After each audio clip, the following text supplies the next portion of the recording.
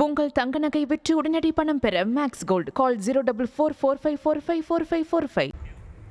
தமிழகத்தில் கடந்த 4 ஆண்டுகளில் காவல்துறையின் லாக்கப்பில் மரணமடைந்தவர்களில் 21 பேரின் குடும்பத்தினரை தாவேக தலைவர் விஜய் பனையூரில் சந்தித்து வருகிறார். அதன் நேரடி காட்சிகளை தற்போது காணலாம்.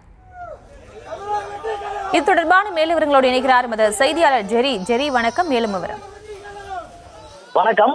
சிவகங்கை மாவட்டம் திருபுவனத்தை அடுத்த மடப்புரம் பத்ரகாளி அம்மன் கோயிலில் காவலாளியாக பணியாற்றியவர் அஜித்குமார் தனது காரில் இருந்த நகையை மாயம் என மதுரை மாவட்டம் திருமங்கலம் அருகே உள்ள ஆலம்பட்டியைச் சேர்ந்த பேராசிரியர் நிகிதா என்பவர் அளித்த புகாரின் பேரில் தனிப்படை போலீசார் விசாரிக்க அழைத்துச் சென்று தாக்கியதில் அஜித்குமார் இறந்தார். இந்த சம்பவம் தமிழகம் முழுவதும் பெரும் பரபரப்பை ஏற்படுத்தியிருக்கிறது.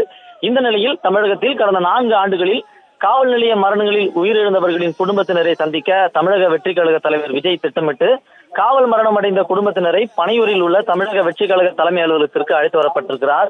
இதுவரை போலீசாரால் உயிரிழந்த 18 பேரின் குடும்பத்தினர் வந்திருக்கின்றனர். மடப்புரம் கோயில் காவலாளி அஜித்குமார் மரணத்திற்கு நீதி கேட்டு வருகிற 13ஆம் தேதி, அதாவது நாளைய தினம் தமிழக வெற்றி கழகத்தினருக்கு ஆர்ப்பாட்டம் நடைபெற இருக்கிறது. இதற்கு முன்னதாக தமிழக வெற்றி கழக தலைவர் விஜய் 18 குடும்பத்தை சார்ந்தவர்களை இன்று பனையூர் அலுவலகத்தில் சந்தித்து ஆறுதல் தெரிவித்து வருகிறார்.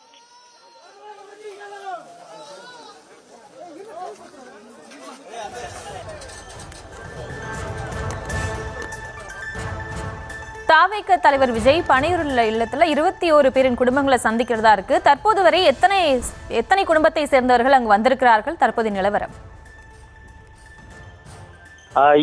இந்த 4 ஆண்டுகள்ல ஏறத்தாழ 24 பேர் மரணம் அடைந்திருக்கிறார்கள். அதுல 24 பேருக்குமே அழைப்பு விடுத்திருந்தாலும் தற்பொழுது வரை 18 பேரினுடைய குடும்பங்கள் மட்டுமே வந்தடைந்திருக்கிறார்கள். வந்தது வரை தற்பொழுது தமிழக வெற்றி கழகத்தில் சந்தித்து வருகிறார். அதிலும் குறிப்பாக 3 கேட்டகரியில கைதானவர்களினுடைய குடும்பத்தினரை அழைக்கவில்லை என்று குறிப்பிடுகின்றனர். அதாவது போக்சோ வழக்கில் கைதாகி லாக்அப் மரணம் அடைந்தவர்கள் குடும்பத்தினரையும், அதே போல பாலியல் சீண்டலில் கைதானவர்கள் மற்றும் போதைப் பொருள்கள் வழக்கில் கைதானவர்கள் என 3 வழக்கில் கைதானவருடைய குடும்பத்தினரை மட்டும் அழைக்கவில்லை என குறிப்பிடப்படுகிறது. மற்றும் மேலும் 3 குடும்பத்தை சேர்ந்தவர்கள் பங்கேற்கவில்லை. மொத்தமாக 6 பேர் பங்கேற்கவில்லை. தற்பொழுது அந்த 24 பேர்ல 18 பேர் மட்டுமே பங்கு பெற்றிருக்கிறார்கள்.